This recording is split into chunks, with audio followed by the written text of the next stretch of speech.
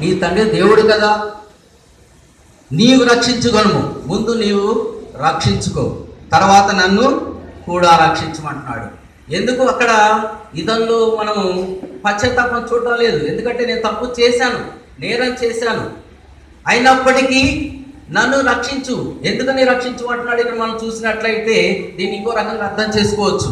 ఇంకా నేరాలు చేయొచ్చు రక్షించబడినట్లయితే, కిందకి దిగి వచ్చినట్లయితే, నన్ను విడుదల చేసినట్లయితే నేను ఇంకా చేసినటువంటి అతిక్రమం ఎన్నో నేను చేయవచ్చు అనేటటువంటి భావన ఇతరులు చూస్తున్నాం తప్ప ఇతరులు ఏమీ మనం చూడడం లేదు. అందుకే అంటాడు ఇక్కడ, హేళన చేయడం మాత్రమే చూస్తున్నాం. అంటే నువ్వు రక్షించగలిగే దేవుడు కదా, నువ్వు క్రీస్తు అని చెప్తున్నావు కదా, నీకు రాజ్యం ఉంది కదా, నన్ను రక్షించు, నువ్వు రక్షించుకో. ఎందుకంటే నీలో దైవత్వం ఉంది అంటున్నావు, నువ్వు దేవుడు అంటున్నావు. నిజమే, మన యేసు ప్రభు వారిలో ఆ సమయంలో దైవత్వం ఉంది, ఆయన రక్షించుకోగలడు. కానీ ఎందుకు రక్షించుకోలేదు అంటే అతను పాపముల నిమిత్తము తన తండ్రి చిత్తాన్ని నెరవేర్చడం కోసం మాత్రమే ఈ భూమికి మానవ రూపంలో రావడం అనేది జరిగింది. అలాగే లూకా సువార్త 23వ అధ్యాయంలో 40వ వచనం చూసినట్లయితే, అయితే రెండవ వాడు వానిని గద్దించి, నీవు అదే శిక్షా విధిలో ఉన్నావు కనుక దేవునికి భయపడవా. చాలండి. ఇక్కడ మనం హెచ్చరించడం చూస్తున్నాం. ఒక దొంగ, మంచి దొంగ, చెడ్డవాడైనటువంటి దొంగని హెచ్చరించడం చూస్తున్నాం. నువ్వు తప్పు చేసావు కదా, నువ్వు దొంగతనం చేసావు కదా, నువ్వు నేరాలు చేసావు కదా, నువ్వు ఘోరాలు చేసావు కదా, అది నీకు సమమే. కానీ ఆ శిక్షా విధిలో ఉన్నటువంటి నీవు ఇప్పటికైనా నువ్వు భయపడవా? నా మరణానికి వచ్చేసావు, నువ్వు మరణపాత్రుడు అవుతున్నావు, కానీ నువ్వు భయపడడం లేదు. నువ్వు భయపడవా? దేవునికి భయపడవా అని హెచ్చరిస్తున్నాడు. అలాగే మనం 41వ వచనం చూసినట్లయితే, మనకైతే ఇది న్యాయమే, మనం చేసిన వాటికి తగిన ఫలము పొందుతున్నాము కానీ ఈయన ఏ తప్పిదము చేయలేదని చెప్పి. చాలండి. మనకైతే ఇది న్యాయమే. ఎందుకు న్యాయము? మనం నేరం చేసాం, ఘోరాలు చేసాం, దోపిడీలు చేసాం, అత్యాచారాలు చేసాం, అన్నీ చేసాం, మనం పాపం చేసాం, పాప ఊపిలో మునిగిపోయి ఉన్నాం. కాబట్టి ఈ నేరం మనకు సమమే. కానీ ఇక్కడ ఈయన ఏ తప్పిదమో చేయలేదని చెప్పి యేసుక్రీస్తు వారిని చూస్తున్నాడు. యేసుక్రీస్తు వారిని చూసినప్పుడు రెండవ దొంగ ఏమి గమనించి ఉంటాడు? చూసావా, ఇంత విధిలో ఉండి కూడా, ఈ శిలో మరణంలో ఉండి కూడా, ఈ రక్తం కారుతూ ఉండి కూడా, శరీరం నల్లకొట్టుబడి ఉండి కూడా ఆయన పాపుల కొరకు విజ్ఞాపన చేస్తూ ఉన్నాడు. ఆ విజ్ఞాపన చేయడం అనేది ఈ రెండవ దొంగ గమనించి ఉంటాడు. అందుకే ఈ మాట పలుకుతున్నాడు, ఈయన ఏ తప్పిదము చేయలేదని చెప్పాడు. ఇంకా పైగా ఏం చెప్తున్నాడు? హెచ్చరిస్తున్నాడు, ఇది మనకు సమమే. అలాగే అంటున్నాడు. ఇక్కడ ఇంకా మనం చూసినట్లయితే యేసు పుట్టుదొంగగా మనం చూసినట్లయితే ఆయన పుట్టింది పశువుల పాకలు, కానీ ఇక్కడ శిలువ వేయబడింది ఎక్కడండి? పశువుల లాంటి మనుషుల మధ్యలో. నిజంగా ఎంత చూడండి. అందుకే అంటాడు, ఇంకా వారి మధ్యలో ఇక్కడ శిలువ వేయడం జరిగింది. వారి మధ్యలో శిలువ వేయడం జరగడం అంటే ఇంకా అవమానపరచడమే. అటు దొంగ, ఇటు దొంగ మధ్యలో మన యేసుక్రీస్తు ప్రభువారు, ఏ నేరము చేయనటువంటి మన ప్రభువు బంధించబడి ఉన్నాడు. అందుకని మత్తయి సువార్తలో 27వ అధ్యాయము 43వ వచనం చూద్దాం.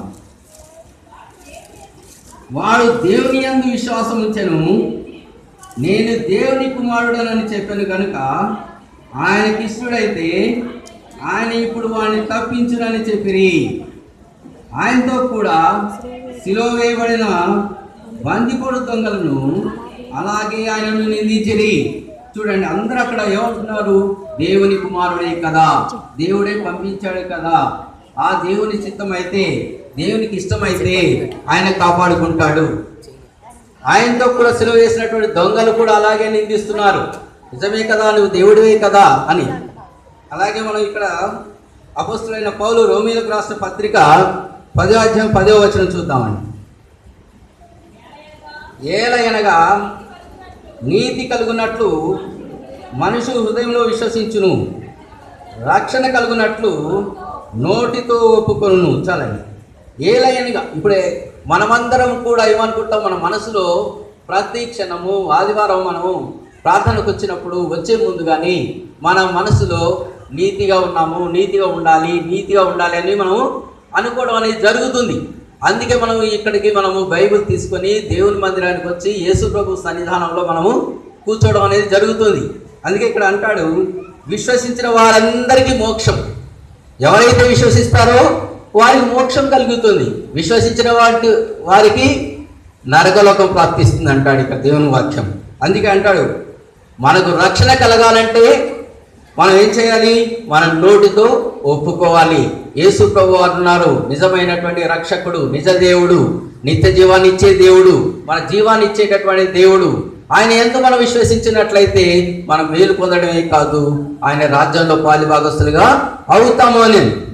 అలాగే లూకా సువార్తలు 23వ అధ్యాయము 42వ వచనం కూడా చూద్దామండి.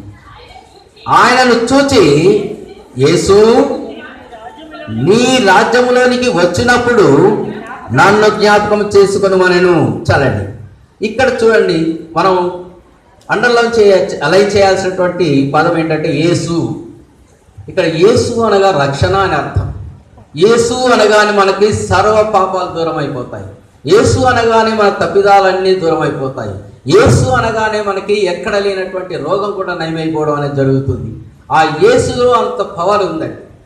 యేసు అన్నటువంటి యొక్క పదాన్ని ఇక్కడ మనం బైబిల్లో చూసినట్లయితే 4 సువార్తలలో చూసినట్లయితే ఈ దొంగ మాత్రమే ఉచ్చరించినట్టుగా మనం చూడగలం. యేసు అని పేరు పెద్దగా పిలవడం చూస్తాం మనం ఇక్కడ. నీవు నీ రాజ్యములోనికి వచ్చినప్పుడు నన్ను జ్ఞాపకం చేసుకొనుము ప్రభువా.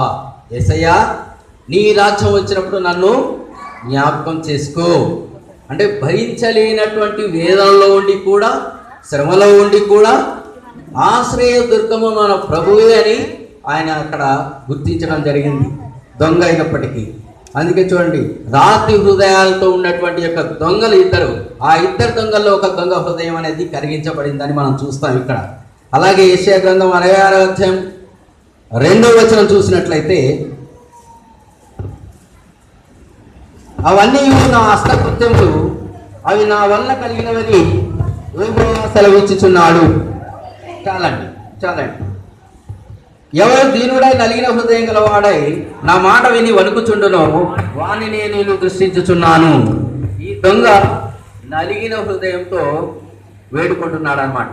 నిజమే, నలిగిన హృదయం అంటే ఎప్పుడు వస్తుందండి మనకి? ఎప్పుడైతే మన దీన అవస్థలో ఉంటామో, ఎప్పుడైతే ఆపద అవస్థలో ఉంటామో, ఎప్పుడైతే కష్టాల్లో ఉంటామో, సమస్యలో ఉంటామో, ఇరుకుల్లో ఉంటామో, ఇబ్బందుల్లో ఉంటామో, అప్పుడు మన దేవుని వాక్యాన్ని ఆశ్రయించినప్పుడు మనకు దుఃఖం అనేది పొంగుకొస్తుంది. ఆ దుఃఖం ఎందుకని పొంగుకొస్తుంది? మనలో ఉండేటువంటి ఒక పాపం అనేది మనకి చూపిస్తుంది. అద్దంలో మనం ఫేస్ను మనం చూసుకున్నప్పుడు మన ఫేస్ యథావిధిగా ఎలాగైతే కనబడుతుందో మన పాపం కూడా, మన అంతరంగం ముందు ఉన్నటువంటి యొక్క పాపము మనకి ముందుగా చూపిస్తుంది.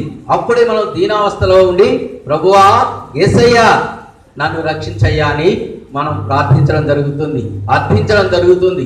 ఆ జరిగినప్పుడు ఆ యేసయ్య వెనువెంటనే మనల్ని రక్షించేవాడుగా ఉంటున్నాడు. అలాగే మనం కీర్తన గ్రంథం నుంచి 86వ అధ్యాయము 2వ వచనం చూద్దామండి.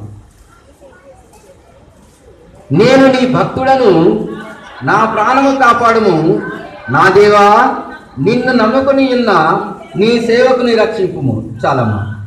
నేను నీ భక్తుడను, యేసయ్యా నేను నీ భక్తుడను, నా ప్రాణాన్ని కాపాడుమంటున్నాడు దావీదు. నా దేవా నిన్ను నమ్ముకుని ఉన్న నీ సేవకుని రక్షింపుము. దేవా నీవే దిక్కు, నీవే ఆశ్రయం, నేనే నిన్ను నమ్ముకున్నాను.